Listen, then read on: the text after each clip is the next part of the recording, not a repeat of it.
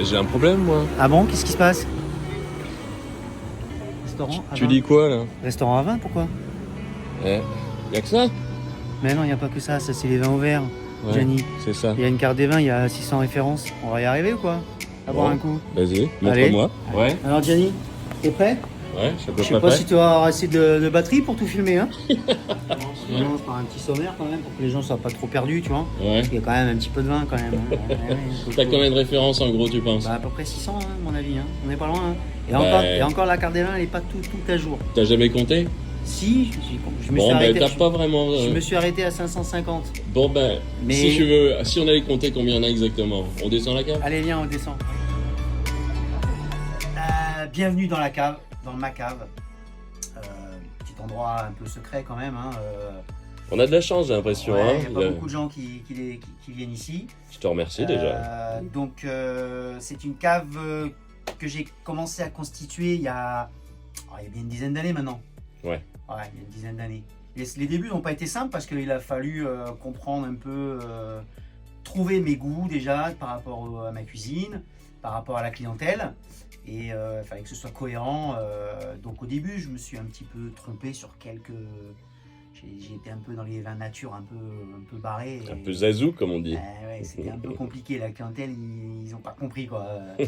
Donc petit à petit, j'ai affiné la sélection pour qu'aujourd'hui, j'arrive à...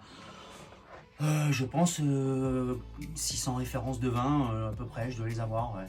C'est une grosse carte des vins. Après, c'est la gestion, hein. Faut la gérer, il faut savoir faire vieillir les vins quand il faut savoir les attendre quand il faut, les sortir quand il faut. Donc, et dans la sélection des vins verts, j'essaye toujours de temps en temps, enfin régulièrement, de mettre un vin un peu plus haut de gamme ou plus évolué. Pour permettre aux gens de comprendre ce que c'est qu'un peu l'évolution. Qu'est-ce qu'on va trouver essentiellement comme domaine chez toi? Alors, quels sont les stars déjà, on va parler de région. Premier coup de cœur, mes premiers achats de vin ont été essentiellement dans la Loire, parce que c'est un peu ma région. Ensuite, deuxième région coup de cœur que j'ai découvert, c'est le Beaujolais. Et puis après, forcément, on est quand même dans le sud, donc il a fallu quand même se constituer une carte des vins assez axée sur les vins du sud quand même, parce qu'il y a une demande de la clientèle étrangère qui vient ici pour boire des vins du sud. Et donc là, il a fallu quand même aller les dénicher, les vignerons qui font des trucs un peu propres, parce que il n'y en a pas beaucoup quand même, mais il y en a. On va dire une autre région où j'ai vraiment pris un gros coup de cœur, c'est sur le Jura et l'Alsace quand même, où je découvre et redécouvre cette région avec des terroirs de fou et voilà, des vins fabuleux. Mais le Jura quand même, ça reste au jour d'aujourd'hui une de mes régions préférées. En Vendée, oui, parce que moi je suis vendéen, donc forcément j'ai voulu avoir du vin de Vendée quand même à ma carte des vins. Donc j'ai acheté du vin de chez Thierry Michon. Tout ce qui est vallée de la Loire, on va dire tout le côté Cheverny, Romorantin, Courcheverny. J'ai les vins de Thierry Puzla et de chez Hervé Villemade, qui sont quand même des références. Hein.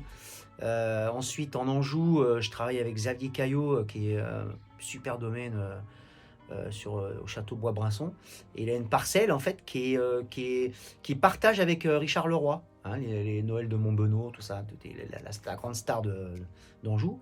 Donc quand même, on a des vins quand même, des terroirs de fou.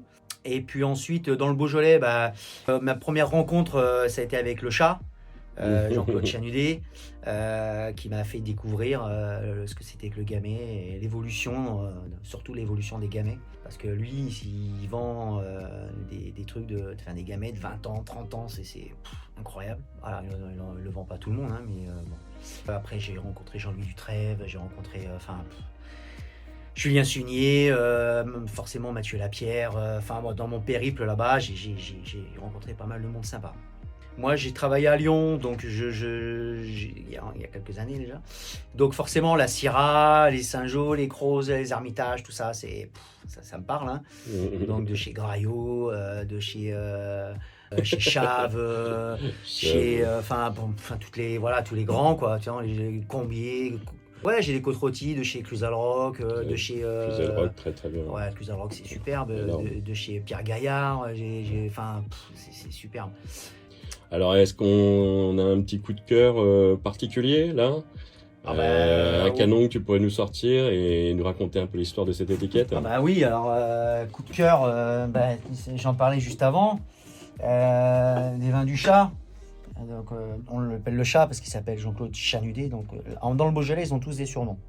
Tous des surnoms. Ils s'appellent par leur surnom. Enfin, voilà. Donc, bon, lui, il s'en sort bien, le chat, il s'en sort bien. Ouais, il s'en sort bien, le chat. Petit Morgon du chat, alors 2013. Donc, l'année prochaine, ça lui fera 10 ans. Petit coup de cœur de la Loire. Donc, je vous disais tout à l'heure, monsieur Puzla, qui fait des sauvignons élevés en kévri. J'en ai bu une hier soir. C'était... Ça aussi, c'est un gros coup de cœur.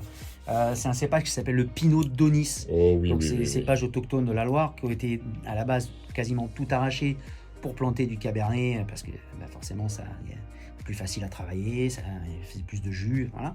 Mais il y en a quand même certains qui les ont gardés. Et donc là, on a le Verre des Poètes de chez Heredia. C'est magnifique. Ça, c'est... Alors, le problème, c'est que ce monsieur-là, il a arrêté son domaine. Donc, ceux qui en ont, dépêchez-vous d'aller les boire s'ils veulent bien vous les vendre. Sinon, trouvez-vous un pote qui en a et allez le boire avec. Hein, parce que... Voilà, ça c'était aussi une de mes très très belles rencontres. Donc, normalement, en Corse, c'est les Vermentino, les cépages blancs. Sauf que là, on est sur des cépages autochtones qui s'appellent le Bieco Gentil. C'est vraiment un cépage, voilà, parce que le Vermentino, c'est le rôle ici, c'est le même cépage. Donc, c'est pas vraiment un cépage autochtone de la Corse. Alors que le Bieco Gentil, ça fait partie des cépages autochtones. Donc, voilà, j'ai eu la chance d'en avoir. Et surtout, il m'a dit, dès 2015, si t'en as, garde-les. Parce qu'il n'y en aura plus. Donc, la particularité de cette cave, quand même, c'est, on va dire, c'est... le rayonnage de Magnum, quand même. Hein, parce que, bon, il y en a un petit peu, quand même. Oui, c'est ce qu'on va faire découvrir là. Hein. Donc là, il y a toutes les régions. Hein, c'est, voilà, on essaie il y a du Magnum de Champagne, il y a du Beaujolais, il y a de la Loire, il y a du Menetou Salon en rosé de chez Philippe Gilbert. C'est un 100% de Pinot Noir. En 2015, là, ça va commencer à goûter. Hein, sérieux, là. Ah ouais. Voilà, on peut aller chez Pacalé aussi. Chez Christophe Pacalé, on a des Chenas 2011. Donc là, voilà, on est sur des évolutions sympas. Ça fait, voilà, ça lui fait 11 ans. Regardez, petit verre, petit Magnum de... des Poètes. Verre des Poètes. On peut aller chez Thierry Germain. On a les... On y va doucement. Ah, ça, je l'enlève pas parce que sinon je vais faire des conneries. Parce qu'on va pas le dire, mais on a déjà cassé une bouteille. Ouais. Voilà, on a des Morgons de chez Petit Max. Alors, Petit Max aussi, ouais. gros niveau de vigneron. Une star hein, aussi dans le Beaujolais. Et voilà, des Morgons 14 de chez Petit Max. Là, on a des Brouillis de chez Descombes en 2014 aussi. Ça goûte aussi. Hein. Chez Descombes, ça goûte. Hein. Les Régniers 13 chez Petit Max. Ouais, magnifique. Alors, qu'est-ce que c'est ça? Ah ouais, ça c'est mon pote, c'est Xavier Caillot. Claude Écosse, on est en 2010. Donc des Cabernets Francs 2010, ça lui fait 12 ans. Et, des Cabernets de 12 ans, ça commence à être bien fondu, c'est sympa. Bon là on a des gros porcs. Oh, c'est un petit jeu de mots. Alors là on est en Provence, on est en Côte d'Aix. On est domaine de Sulose, chez Guillaume Lefebvre. Donc les bouteilles de vin s'appellent Cochon. Cette cuvée s'appelle Cochon et les Magnums s'appellent Gros Porc. Voilà. Bon, ça c'est mon pote aussi. Là on est dans le Muscadet. On est chez Fred Niger. Ah, Fred Niger. Ouais, domaine de l'Écu, granit. Donc granit suite au sol, c'est du granit. Et on est sur des 2015. Voilà. Quand je lui ai dit que j'avais des 2015 à Fred, il m'a dit mais t'es un grand malade. Alors là, tout à l'heure, je vous parlais de Thierry Puzla et d'Hervé Villemade. Donc là, c'est un des magnums d'Hervé Villemade. Une cuvée s'appelle Désiré. C'est du 100% Pinot Noir. C'est une pure merveille. C'est des Pinot Noirs d'une finesse incroyable. Bon, voilà, on a cuvée Jacques de chez Thierry Michon. Bon, là, on est sur du 2005. Donc là, pareil, 100% Pinot Noir. C'est des petites bombes. Ah, j'ai reçu ça là. Ça, c'est mon pote Aldo Viola. On est en Sicile sur des cépages qui s'appellent le Catarato. Cépage Catarato, cépage pareil, autochtone de la Sicile.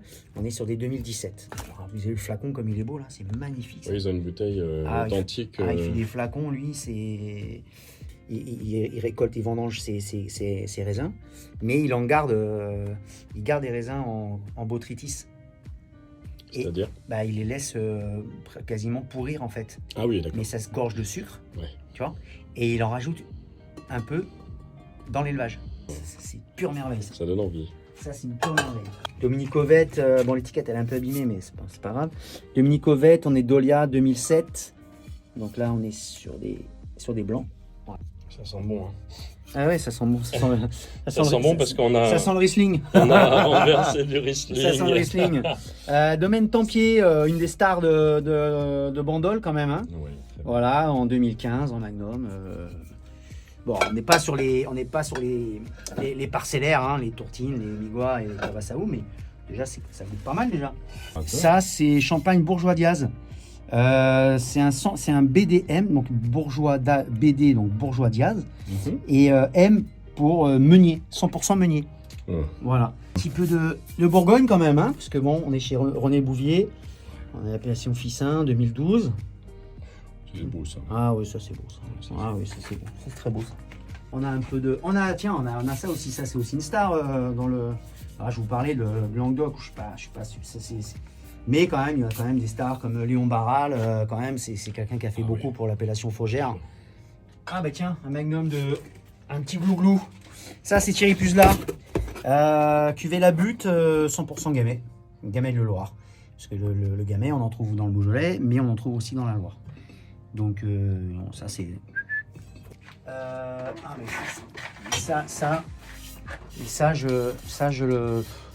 Je vous le montre, mais. Mais tu le vendras jamais. Tu le boiras. Ouais, c'est pour moi ça. C'est ce qu'on appelle PMG. Pour ma gueule. Pour ma gueule. Voilà. Donc ça c'est Fils Courtois qui fait ça, c'est Julien Courtois. C'est ancestral et c'est des menus Pinot. Et quand vous buvez ça, vous avez l'impression de manger, de croquer une coquille d'huître, tellement il y a de l'iode. Ah, ouais. C'est incroyable, incroyable. Mais ça, je les ai enlevés de la carte parce que les gens, ils comprenaient pas. Donc, voilà, il y a un domaine que j'affectionne énormément, c'est le domaine de la Tournelle, en Jura. Sûr, en Jura. Hein. C'est encore les vins de Pascal. Ouais. Parce que malheureusement, il est parti, il nous a quittés. Mais ça, c'est encore ses vins. Il faut commencer le Jura par ça. Hein. Ceux-là, je les garde. Et on y finit par ça également. Ceux-là, je les garde vraiment précieusement. Petit coup de cœur en Bourgogne aussi. On est sur le domaine de la Vougeraie. On est sur un Gevrey Chambertin. Mais c'est surtout un des rares on va dire peut-être un des pionniers en biodynamie en Bourgogne. Donc ça fait vraiment des vins, ça fait la différence, je trouve. Moi, c'est mon coup de cœur, un de mes coups de cœur de la Bourgogne. Et puis ça a été quand j'ai goûté ça la première fois, ça c'est un Brunello di Montalcino, vin italien, oui, parce qu'on a un peu d'Italie, on a un petit peu d'Espagne, un peu d'Allemagne, d'ailleurs il y en a une qui est tombée par terre, un peu de grec, voilà. Donc ça a été, c'est 2009, c'est quand j'ai goûté ça la première fois, je n'avais plus de mots qui sortaient de ma bouche, tellement j'étais... Ah oui, à ce point-là. Ah ouais, je savais plus quoi dire tellement ça m'avait bouleversé en fait. Tac. Qu'est-ce que je pourrais te montrer là? Bah tiens, ça c'est quand même un peu un truc aussi que j'ai retrouvé. Donc pendant le Covid, parce que le Covid ça m'a permis aussi de faire un joli rangement de ma cave, hein, parce que bon, pas toujours le temps. Et j'ai retrouvé ça, c'est Marie-Cécile, ça s'appelle. Château de Puy. Ah bah qu'on connaît. On est sur des 100% sémillon. L'étiquette a changé aujourd'hui un peu. Hein. Ah, c'est possible. Là, on est quelle année? 2013. Et 100% de mémoire, 100% sémillon. Après, vous avez des petits trucs comme ça. Hein. Les tours blancs de chez Emmanuel Reynaud. Mais là, on n'est pas sur des clairettes, on est sur des grenaches. Après, ça, c'était une plus grosse claque que j'ai bu, que j'ai pris il n'y a pas longtemps. C'était en 2016, là c'est 17. Et c'est quoi? On est sur de la Savoie là. On est sur de la Savoie, on est sur de la Roussette. Et c'est Prieuré Saint-Christophe qui fait ça. Bon, ça, j'en vends pas beaucoup parce que c'est inconnu. Enfin, il n'y a que les passionnés qui connaissent ça. Mais voilà. Et il y a un truc que je vais vous faire voir aussi. Ça, en Savoie. Domaine des Ardoisières. Améthyste. 2014. Ça, c'est une bombe atomique ça. Un vigneron que j'ai eu beaucoup de mal à avoir. Beaucoup de mal à avoir. C'est Sébastien Paoli. En fait, Ustilicon, c'est le nom du village. Je pensais que c'était le... C'est corse. Ah oui, c'est Corse. On est Corse du Sud, là. Corse du Sud. On est à côté du domaine d'Abatouch. Mais là, putain, lui, pour en avoir, il a fallu... ça, c'est les Marsanais de chez Pataille. Ça, c'est bon, ça. Oh. Ouais, là, on est sur les chardons. Ça, c'était un de mes premiers vignons que j'ai acheté. C'est le domaine Herbel. Domaine Herbel, il est en Anjou. C'est 100% de la nature. Ça, c'est les 2010. C'est les Cabernet Franc. Non, je vais te savoir un truc aussi. En Corse, un autre domaine en Corse que j'affectionne. Alors ça c'est la grosse cuvée. Hein. Domaine Alzipratou. Ça à l'aveugle, parti en Bourgogne. Ouais. Incroyable. Donc ça c'est une des stars quand même. Hein. C'était une des stars d'Anjou. Hein. Bon, ben, on a aussi un peu d'étiquette aussi ici. Hein. Faut pas. Ah, un domaine très vallon, en blanc, en rouge, sur des vieux millésimes, des jeunes. 2016, c'est pas mal. Voilà. Puis de temps en temps, ben, on sort comme ça des... Ah oui, parce que moi je suis un fan de vin de macération, forcément. Donc j'essaie d'avoir une grosse carte de vin de macération, vin orange, macération. Et là on est sur Hors Sujet de chez Philippe Gilbert, on est à Menetou Salon. Et on est sur des Sauvignons. On est sur des Riesling allemands, nature. C'est incroyable, une grande finesse. Gevrey Chambertin, de chez Jean-Michel Gouillon en 2016. On peut très bien aussi aller sur l'appellation Palette, qui est très connue, Château Simone, Oui. qui est très connu, mais il y a un autre domaine qui s'appelle Château Crémade. Et c'est super bon.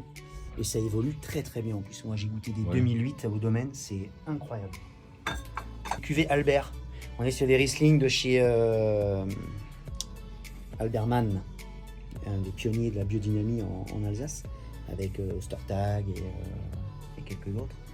Et en fait ça c'est un hommage à mon grand-père, parce que mon grand-père s'appelle Albert, D'accord. donc cette cuvée, comme c'est la cuvée Albert, hein, On a fait un petit stock. et puis c'est très très bon en plus.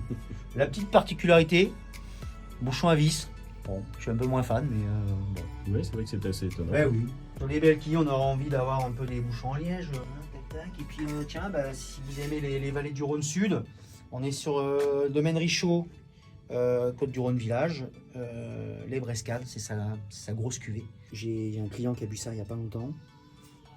Il l'a commandé parce qu'il connaissait le domaine, il connaissait la cuvée, mais pas en ce millésime-là. Et là, le mec il m'a dit, il faudrait les attendre et les boire, voilà, 10 ans, pas avant quoi. Voilà. Bon, bah, super. Merci parce que je sais que c'est très rare. Il n'y a peut-être jamais eu de de reportage dans cette Non, jamais. C'est la première fois. Hein, donc on avance voilà. pour te déshabiller progressivement. Tu m'as beaucoup tanné quand même pour la faire. Hein. Mais te tanner pour visiter une cave, c'est assez cohérent. Hein. Donc je te dis à très bientôt. Merci pour ta disponibilité. Et je pense que c'est une émission qui va mériter d'être revue, redécryptée, reséquencée, s'arrêter sur chaque étiquette. On a essayé de vous montrer le mieux possible, parce que là, on a quand même visité un peu du lourd, quoi. Il y en a encore. Hein. Et bon courage pour garder tout ça, et bon courage pour ne pas ouvrir certaines de ces bouteilles avant l'heure. On te souhaite force et honneur. Merci, Steph. merci.